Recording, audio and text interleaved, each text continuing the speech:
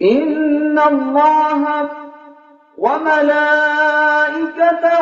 يصلون على النبي يا أيها الذين آمنوا صلوا عليه وسلموا تسليما اللهم صل على محمد وعلى آل محمد كما صليت على إبراهيم وعلى آل إبراهيم إنك حميد مجيد اللهم بارك على محمد وعلى آل محمد كما باركت على إبراهيم وعلى آل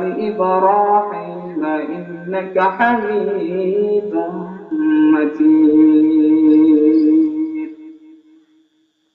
الحمد لله সমস্ত প্রশংসা সমস্ত গুণগান সেই মহান রব্বুল আলামিনের জন্য যে মহান রব্বুল আলামিন আজকে আমাদেরকে নিঝুম নিস্তব্ধ রাত্রিতে কোরআনের মাহফিলে কিছু কথা বলা এবং শোনার মতো তৌফিক দান করছেন সেই মহান রবের প্রতি শুকরিয়া জ্ঞাপন করি, বলি আলহামদুলিল্লাহ। বিজয় করতে সহস্র নেতার দরকার নাই, একটা নেতা গোটা বিশ্বকে চেঞ্জ করতে পারে, ঠিক কিনা? কাঁপায়া তুলবেন। এই জন্য আমরা রবের শুকরিয়া জ্ঞাপন করি, হৃদয় নিংড়ন মনের সবটুকু ভালোবাসাকে উজাড় করে দিয়ে সিংহ ছাগলের মতো একটা গর্জন দিয়ে আকাশ বাতাসকে প্রকম্পিত করে মন প্রাণ মুখ মুখ একসাথে করি আমরা শুকরিয়া জ্ঞাপন করি, বলি আলহামদুলিল্লাহ। আমরা বাঙালি, আমরা মুসলমান, আমাদের শিরায় উপশিরায় রয়েছে ইসলাম। আমরা ইসলাম প্রেমিক, আমরা কোরআন প্রেমিক। আমাদের প্রতিটি কাজের শুরুতে আল্লাহর প্রশংসা আছে না নাই? প্রতিটা কাজের শুরুতে আমরা বলি কি? বিসমিল্লাহ, তার মানে আল্লাহ। আল্লাহর নাম নিয়ে আমরা শুরু করি, তার মানে রবের প্রশংসা আমরা সবসময় করি কি করি না? এদেশে আজান হলে সূর্য ওঠে শহর গ্রামে, এদেশে আজান হলে সূর্য ডোবে সন্ধ্যা নামে, এদেশের সকল কাজে সবাই বলে বিসমিল্লাহ, এদেশে ভালো কিছু দেখে শুনি হাসি মুখে সবাই বলে মাশা আল্লাহ। সুবহানাল্লাহ সুবহানাল্লাহ সুবহানাল্লাহ সুবহানাল্লাহ সুবহানাল্লাহ সুবহানাল্লাহ সুবহানাল্লাহ সুবহানাল্লাহ।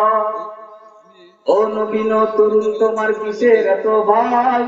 জেনে রেখো বাংলাদেশের আসল পরিচয়। এদেশে পরস্পরে দেখা হলে তাই সালাম, এদেশে রামজনতার হৃদয় জুড়ে পাক্কালাম, ঠিক না? এদেশে বিপদ এলে সর্বজনে সর্বক্ষণে দোয়া করে ইন্না লিল্লাহ সুবহানাল্লাহ সুবহানাল্লাহ সুবহানাল্লাহ সুবহানাল্লাহ সুবহানাল্লাহ সুবহানাল্লাহ সুবহানাল্লাহ সুবহানাল্লাহ। এদেশের আসল পরিচয় কি? ইসলাম। আগামী দিনে সংসদ ভবনে ইসলাম দিয়ে পরিচালিত হোক, আমরা চাই কি চাই না? গণভবনে লা ইলাহার পতাকা পথ করে করুক, আমরা চাই কি চাই না? বাংলাদেশের ৫৬,০০০ ইঞ্চি ইঞ্চি মাটি কোরআনের ঘাঁটিতে রূপান্তরিত হোক, আমরা চাই কি চাই না? কারণ আমরা ইসলাম প্রেমিক, আমরা কোরআন প্রেমিক। এই জন্য আমরা যেন ইসলাম দিয়ে কোরআন দিয়ে সমাজটাকে সাজাতে পারি, আল্লাহ কবুল করুক, বলি আমিন। শুরুতে এই জন্য আল্লাহর প্রশংসা করলাম। আমরা কাজের শুরুতে রবের প্রশংসা করি, আর রবের প্রশংসা করলে নিয়ামত বাড়ায় দেবে। আল্লাহর প্রশংসা করবেন আপনাকে, আল্লাহ নিয়ামত বাড়ায় দেবে।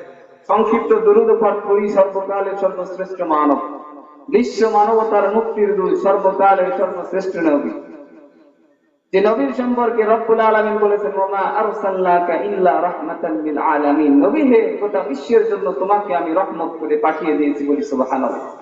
যে নবীর হাতে রহমত, পায়ে রহমত, দেহের প্রতিটা অঙ্গ প্রত্যঙ্গে রহমত, যে নবীর মুখস্থ কথার ভিতরে বরকত ঢুকে দিয়েছে, যেই নবী লালা মোবারক যদি পাত্রের কোন খাদ্যের ভিতরে মিশিয়ে দিত, পাত্রের ভিতরে খাবারের ভিতরে বরকত ঢুকিয়ে দেয়। আল্লাহ বলি সুবহানাল্লাহ। এজন্য তিনি হলেন রহমতের নবী। তিনি যদি কোনো দোয়া করতেন, রব্বুল আলামিন ওই দোয়াটা মুহূর্তেই কবুল করে নিত। বিশ্ব নবীর মুখ নিঃসৃত বাণী থেকে, মুখ থেকে যদি কোনো দোয়া আসতো, ওই দোয়া রব্বুল আলামিন সাথে সাথে কবুল করে নেয়। বিশ্ব নবী তো এমন নবী, যেই নবী দোয়া করতে দেরি কবুল হতে দেরি হয় না। বিশ্ব নবীর চাচাতো ভাই আব্দুল্লাহ ইবনে আব্বাসের জন্য বিশ্ব নবী দোয়া করলেন, আল্লাহুম্মা আল্লিমহুল কিতাব, ও আল্লাহ আপনি তার কিতাবের জ্ঞান দান করেন। বিশ্ব নবীর দোয়ার বরকতে আব্দুল্লাহ ইবনে আব্বাস হয়েছিলেন রাইসুল মুফাসসিরিন। সুবহানাল্লাহ। তাফসীর কারকদের শিরোমণি বলি সুবহানাল্লাহ। দোয়া, তিনি দোয়া করতে দেরি মুহূর্তে এটা কবুল হতে দেরি হতো না বলি সুবহানাল্লাহ।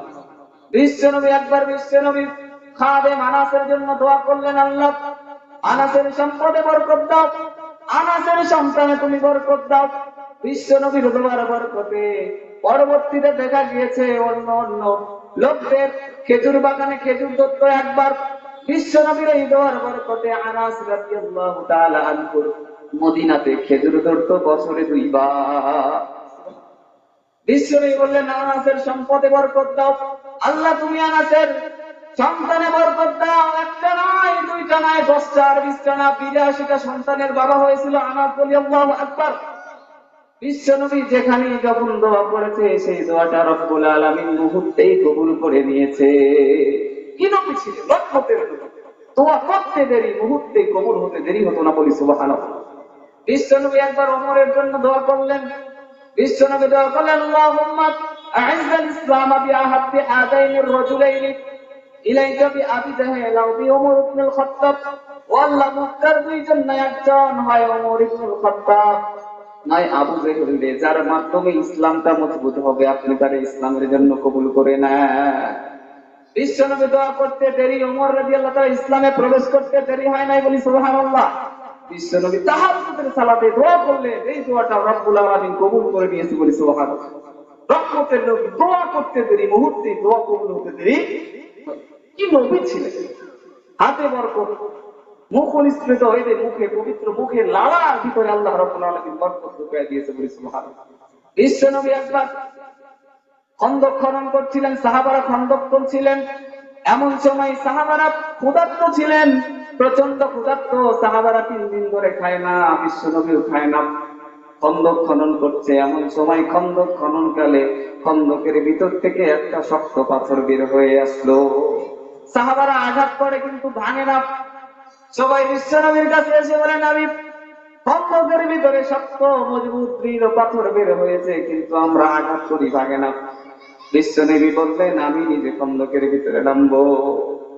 বিশ্ব নবী বসা ছিলেন, বিশ্ব নবী বসা ছিলেন। এমন সময় বিশ্ব নবী বসা থেকে উঠে দাঁড়ালেন। বিশ্ব নবী যখন উঠে দাঁড়ালেন, বিশ্ব নবীর জাবির রাদিয়াল্লাহু তাআলা বলেন, আমি বিশ্ব নবীর পেটে একটা পাথর বাঁধা দেখলাম। বিশ্ব নবী কোদাল নিয়ে খন্দকে নামলেন। এমন সময় খন্দকের শক্তিশালী দৃঢ় পাথরের উপরে বিসমিল্লাহ বলে আঘাত করতে দেরি, খন্দকের শক্ত দৃঢ় পাথর, খন্দকের শক্ত আর দৃঢ় পাথরটা ভেঙে চূর্ণ বিচূর্ণ হতে দেরি হয় নাই। আল্লাহু আকবার! কি নবী ছিলেন! হাতে বরকত, হাত দিয়ে খন্দকের পাথরে আঘাত করলেন কোদাল দ্বারা, মুহূর্তে খন্দকের পাথরটা ভেঙে চূর্ণ বিচূর্ণ হয়ে ধুলিতে রাশিতে পতিত হলো বলি আল্লাহু আকবার! কি নবী ছিলেন! জাবের রাদিয়াল্লাহু তাআলা যখন বিশ্ব নবী বসা ছিলেন, এমন সময় বিশ্ব নবী যখন উঠে দাঁড়িয়েছিলেন, এমন সময় জাবের রাদিয়াল্লাহু তাআলা বিশ্ব নবীর পাথর বাঁধা দেখে বিশ্ব নবীর প্রতি অনেকটা দুর্বল হয়ে পড়লেন। এমন সময় বিশ্ব নবীকে এসে বললেন, নবী, আপনি আমারে বাড়িতে যাওয়ার অনুমতি দেন। বিশ্ব নবীর লালার ভিতরে বরকত, এটা থেকে বুঝতে পারবেন। আল্লাহর হাবিব সাল্লাল্লাহু আলাইহি সাল্লামকে বললেন, ইয়া রাসূলুল্লাহ, আমাকে বাড়িতে যাওয়ার অনুমতি দেন। বিশ্ব নবী বললেন, যাও। জাবের রাদিয়াল্লাহু তাআলা আনহু বাড়িতে গেলেন। বাড়িতে গিয়ে স্ত্রীকে বললেন, আমার স্ত্রী, আমি বিশ্ব নবীর ভিতরে এমন একটা কিছু দেখেছি যেটা আমি সহ্য করতে পারতেছি না, বাড়িতে কোনো খাবার আছে নাকি? জাবের স্ত্রী বলল, তেমন কোনো খাবার নাই, কিছু জব আছে আর একটা বকরির বাচ্চা আছে। জাবের রাদিয়াল্লাহু তাআলা আনহু বললেন, তুমি যতটুকু পিছতে শুরু করে দাও, আর এই বকরিটাকে আমি জবাই করি। জাবের রাদিয়াল্লাহু তাআলা আনহু বকরিটা জবাই করে উনুনের চুলার ভিতর রেখে বিশ্বনবীর কাছে এসে বলে, নবী, আমার বাড়িতে আনসার মুহাজির সাহাবা সহ দুই একজন সাহাবা সহ আমার বাড়িতে আসেন, আপনার দাওয়াত। বিশ্বনবী বললেন, কি ব্যাপার জাবের, কি পরিমাণ খাবার আছে তোমার বাড়ি? বিশ্বনবীকে বিস্তারিত বললেন যে ছোট্ট কিছু জব আছে আর একটা ছোট্ট বকরির বাচ্চা, কয়জন খাবে? একটা ছোট্ট বকরির বাচ্চা রান্না করলে 5 জন 10 জন। জাবের রাদিয়াল্লাহু তাআলা বিশ্বনবী বললেন, বেশ ভালো তো, অনেক আছে। তুমি যে তোমার স্ত্রীকে বলবা আমি না যাওয়া পর্যন্ত সে যেন উনুন থেকে, চুলা থেকে, পাত্র থেকে খাবার যেন না। বিশ্বনবীর কথা মতো জাবের বাড়িতে গেলেন। বাড়িতে যাওয়ার পর সেখানে যখন বাড়িতে পৌঁছালেন, বিবিকে বললেন, বিবি তোমার ধ্বংস হোক। বিবিকে বললেন, তোমার ধ্বংস হোক। বিশ্বনবী আনসার আর মুহাজির সাহাবা সহ আমার বাড়িতে হাজির। বিশ্বনবী সব আনসার মুহাজির সাহাবা তাদের সঙ্গীদেরকে নিয়ে তো আমার বাড়িতে হাজির হয়েছে।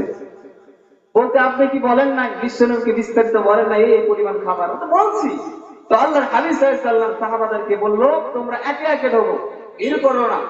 আল্লাহর হাবিব সাল্লাল্লাহু আলাইহি ওয়াসাল্লাম প্রথমত সাহাবারা একে একে ঢুকতে শুরু করলো। বিশ্বনবী উনুন থেকে গোশত বের করলেন, উটিগুলো ছিঁড়ে উটির উপর রাখলেন, আর মুঠো ভরে ভরে তিনি ঢুকতে শুরু করলেন। সাহাবারা তৃপ্তি সহকারে খেতে খেতে শত শত সাহাবা খাওয়ার পরেও জাবের রাদিয়াল্লাহু তাআলা বলেন যে ওই পরিমাণ খাবার পাত্রের ভিতরে অবশিষ্ট ছিল। বলি সুবহানাল্লাহ। আল্লাহু আকবার। কি নবী ছিলেন! তিনি বললেন, জাবের, তুমি খাও, তোমার পরিবারকে খাওয়াও, মানুষদেরকে হাদিয়া দাও। মানুষ ক্ষুধার্ত খায় না, কারণ তখন খুব দুর্ভিক্ষ চলছিল। শেষ হাদিসের সর্বশেষ বলা হয়েছে, আল্লাহর হাবিব সাল্লাল্লাহু আলাইহি ওয়াসাল্লাম তার পবিত্র মুখের যে লালা মোবারক, এই লালাটা বিশ্বনবী এই পাত্রের খাবারের ভিতরে মিশিয়ে দিয়েছিল। বলি সুবহানাল্লাহ। তার মানে হাতে বরকত, পায়ে বরকত, বিশ্বনবীর প্রতিটা অঙ্গ প্রত্যঙ্গের ভিতরে বরকত ঢুকিয়ে দিয়েছে রব্বুল আলামিন। বলি সুবহানাল্লাহ। এজন্য সেই নবীর প্রতি আমরা সংক্ষিপ্ত দরুদ পাঠ করি, বলি সাল্লাল্লাহু আলাইহি ওয়াসাল্লাম। শুরুতেই আমি সূরাতুল ফুরকান থেকে তেলাওয়াত করেছি। আসুন সেই কোরআনুল কারীমের দুই একটা কথা শুনে আমরা কথা শেষ করব ইনশাআল্লাহ। সূরাতুল ফুরকান কোরআনুল কারীমের তারাক্কুম অনুসারে 25 নম্বর সূরা। এটা এই আয়াত আছে 77টি। কোরআনুল কারীমের একটা মর্যাদা সম্পূর্ণ সূরা। এই ফুরকান শব্দের অর্থ কি? পার্থক্য করা। পড়লে আপনি কোনটা সত্য কোনটা মিথ্যা বুঝতে পারবেন।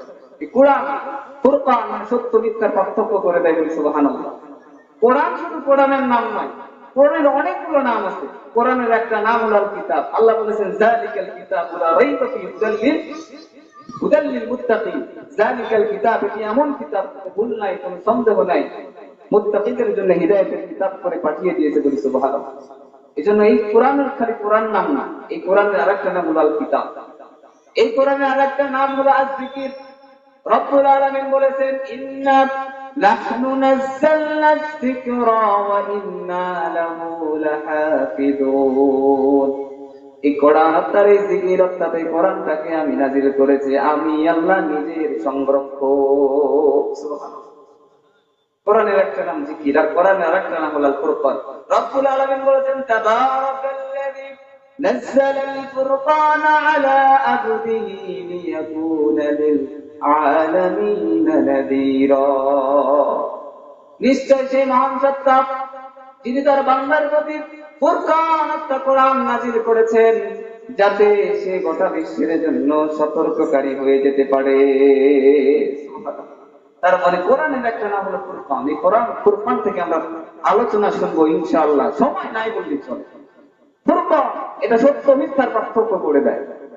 রব্বুল আলামিন এখানে রহমানের বান্দাদের 12টা গুণের কথা বলেছে। এই 12টা গুণ যাদের ভিতরে থাকবে, রব্বুল আলামিন বলেছে আমি তাদের জন্য জান্নাতের ভিতরে একটা অ্যাপার্টমেন্ট বরাদ্দ করে দিব। সুবহানাল্লাহ। জান্নাতের ভিতরে অ্যাপার্টমেন্ট আমরা চাই কি চাই না? রব্বুল আলামিন বলেছেন, ওয়া ইবাদুর রাহমানিল্লাযীনা ইয়ামশুনা আলাল আরদি হাওনা ওয়া ইযা খাতাবাহুমুল জাহিলুনা ক্বালু সালামা। রহমানের বান্দা তো তারাই যারা দুনিয়াতে নম্রভাবে চলে, বিনয়ের সঙ্গে চলে। জাহেলরা অবাক যখন তাদেরকে সম্বোধন করে রহমানের বান্দারা তখন বলে সালাম। রহমানের বান্দাদের প্রথম গুণ ইয়ামশুনা আলাল আরদি হাওনা। রহমানের বান্দারা যখন দুনিয়াতে চলে বিনয়ের সঙ্গে চলে, নম্রভাবে চলে, অহংকার নিয়ে চলে না। এজন্য রব্বুল আলামিন বলেছেন হাদিসে কুদসিতে এসে, অহংকার হলো আমার চাদর, অহংকার হলো আমার চাদর, দাম্ভিক্য আর মহত্ব হলো আমার পোশাক। এই দুইটা জিনিস নিয়ে যে টানা হিসকা করবে, আমি আল্লাহ তাদেরকে টেনে হিসড়ে জাহান্নামে নিক্ষেপ করব।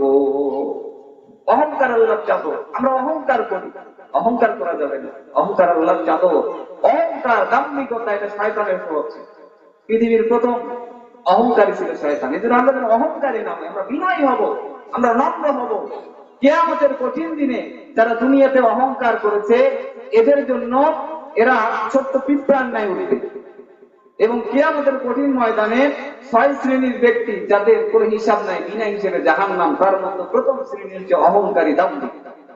এজন্য রব্বুল আলামিন বলেছেন ওয়ালা তুসাইরু খাত্তাকা লিন-নাসি ওয়ালা তামশি ফিল আরদি মারাহান ইন্নাল্লাহা লা ইউহিব্বু কুল্লা মুখতালিন ফাখুর। তোমরা পৃথিবীতে মানুষকে অবজ্ঞা করো না, অবহেলা করো না, পৃথিবীতে দাম্ভিকের ন্যায় পদাচরণ করো না। নিশ্চয় রব্বুল আলামিন অহংকারী দাম্ভিকদেরকে পছন্দ করেন না। অহংকার, অহমিকা এটা যারাই করেছে তাদের পছন্দ হয়েছে। নম্রতা অহংকার করেছিল, থাকতে পারে নাই। ফেরাউন অহংকার করেছিল, থাকতে পারে নাই। বাংলাদেশের নব্য ফেরাউন অহংকার করেছিল। 5ই আগস্টের গণ অভ্যুত্থানে, ছাত্র জনতার গণ অভ্যুত্থানে ছাত্র জনতা ওর মসনদকে ভেঙে চূর্ণ বিচূর্ণ করে দিয়ে গঙ্গার জলে ভাসিয়ে দিলে ভারতের দিল্লিতে পৌঁছে দিয়েছে। চিল্লায় এবার ঠিক কিনা? অহংকার, অহংকার করা যাবে। এই জন্য অহংকার যারাই করেছে তাদের অধোগতি আল্লাহ দুনিয়াতে ঘটে দিয়েছে। এই জন্য তাদের নাম নিশানা নেওয়ার মতো এখন কেউ নাই। কারণ অহংকার এটা হচ্ছে পতনের কারণ। ফেরাউন অহংকার করলো, আল্লাহ ডুবে মারছে। নমরুদ অহংকার করেছে, আল্লাহ ছোট্ট মশার দ্বারা তাকে ধ্বংস করে দিয়েছে। পৃথিবীর অনেক জাতিকে, সম্প্রদায়কে আল্লাহ ধ্বংস করেছে একমাত্র অহংকারের কারণে।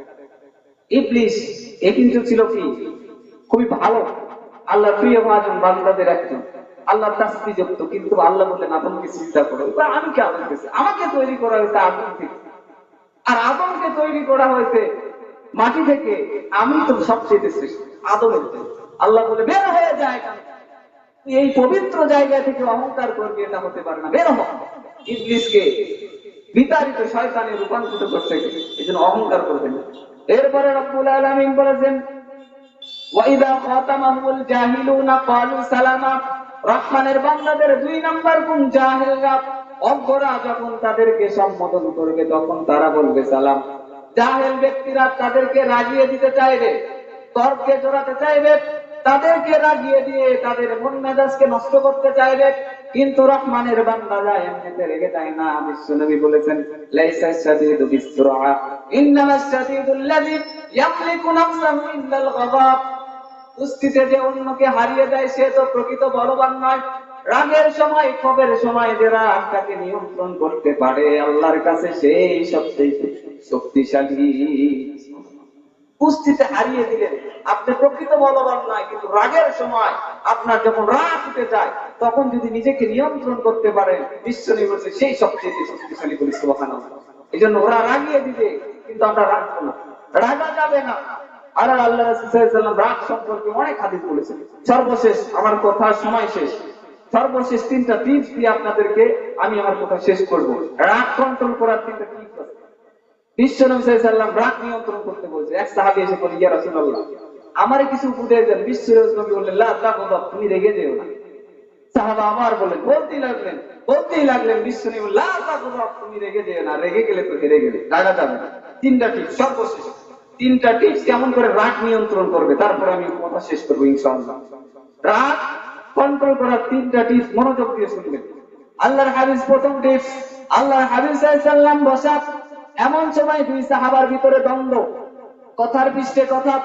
এক সাহাবা অন্য সাহাবাকে গালিগালাজ করতে শুরু করেছে। এমন সময় বিশ্বনবী বললেন ও সাহাবা, আমি এমন একটা বাক্য জানি, লা, আমি এমন একটা কালিমা জানি, এমন একটা বাক্য জানি, যদি এই রাগান্বিত সাহাবারা এই মাত্র যদি এই বাক্যটা পড়তে শুরু করে দেয়, মুহূর্তে রাগটারে ঠান্ডা বানাইয়া দিবে কে? বিশ্বনবী বললেন, বলো আউযু বিল্লাহি মিনাশ শাইতানির রাজীম। বিতাড়িত শয়তানের কাছ থেকে আল্লাহর কাছে পানাহ চাই, প্রোটেকশন চাই। রাগ কন্ট্রোল করার প্রথম টিপস, যখন রাগ আসবে তখন বলেন আউযু বিল্লাহি মিনাশ শাইতানির রাজীম। 2 নাম্বার টিপস, সংক্ষিপ্ত কথা। 2 নাম্বার টিপস, বিশ্বনবী বললেন, দাঁড়ানো অবস্থায় যদি কেউ রেগে যায় সে যেন বসে পড়ে। বসে থাকার পরেও যদি রাগ কন্ট্রোলে না আসে সে যেন শুয়ে পড়ে। শুয়ে থাকার পরেও যদি রাগ না থেমে যায় সে যেন কথা বন্ধ করে চুপ হয়ে যায়। রাগ থাকবে, কথা বন্ধ করলে চুপ হয়ে গেল, রাগ থাকবে কারো? সর্বশেষ বিশ্বনবী বললেন, ইন্নাল গাদাবা মিনাশ শাইতান, রাগ আসে শয়তান থেকে। ওয়া ইন্নাশ শাইতানা খুলিকা মিনান নার, শয়তান তৈরি আগুন থেকে। ওয়া ইন্নামা তুতফাউন নারু বিল মাই, আগুনকে নিবানো হয় পানি দিয়ে। ফাইদা গাদিবা আহাদুকুম ফালিয়াতাওয়াদ্দা, যখন তোমাদের বেশি রাগ এসে যায় সে যেন পানি দিয়ে ওযু করে। সুবহানাল্লাহ, কি টিপস দেয়! এই 3টা টিপস যদি ফলো করতে পারে তো নিমেষে আপনার আমার রাগটাকে মুহূর্তে ঠান্ডা বানিয়ে দেবে কে? আল্লাহ আমাদের কথাগুলোকে বোঝার তৌফিক দান করুন বলি আমিন। যতগুলো কথা বলেছি কোরআন ও হাদিসের আলোকে বলার চেষ্টা করেছি। আল্লাহ যেন আমাদের, আমি সহ আপনাদের সকলকে কথাগুলোকে জীবনে বাস্তবায়ন করার তৌফিক দান করে। আর একবার বলি আল্লাহুম্মা আমিন।